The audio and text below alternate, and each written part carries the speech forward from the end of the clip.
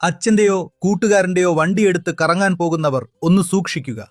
വണ്ടി ഓടിക്കുന്നത് ആര് തന്നെയായാലും കയ്യിൽ ലൈസൻസ് ഉണ്ടെങ്കിൽ ഇൻഷുറൻസ് കിട്ടുമെന്ന് വിചാരിച്ചെങ്കിൽ നിങ്ങൾക്ക് തെറ്റി. കേരള MVD ഉദ്യോഗസ്ഥൻ വ്യക്തമാക്കുന്നതനുസരിച്ച് വണ്ടിയുടെ രജിസ്റ്റേർഡ് ഓണർ അല്ലാത്ത ഒരാൾ, അത് മകനായാലും മകളായാലും സുഹൃത്തായാലും, വണ്ടി ഓടിക്കുമ്പോൾ അപകടം സംഭവിച്ചാൽ ഇൻഷുറൻസ് പരിരക്ഷ ലഭിക്കണമെന്നില്ല. ഇതിനായി നിങ്ങളുടെ ഇൻഷുറൻസ് പോളിസിയിൽ അൺനെയിംഡ് പാസഞ്ചർ കവർ എന്ന ആഡ് ഓൺ നിർബന്ധമായും ഉണ്ടായിരിക്കണം. പല ഫുൾ കവർ പോളിസികളിലും ഇത് ഡിഫോൾട്ടായി ഉണ്ടാകില്ല, നമ്മൾ ചോദിച്ചു വാങ്ങേണ്ടതാണ്. അതുപോലെ വണ്ടിക്ക് ഫുൾ കവർ ഉണ്ടെന്ന് കരുതി സമാധാനിക്കരുത്. എഞ്ചിൻ പ്രൊട്ടക്ഷൻ, കീ പ്രൊട്ടക്ഷൻ തുടങ്ങിയവയ്ക്ക് പ്രത്യേക ആഡ് ഓണുകൾ ആവശ്യമാണ്.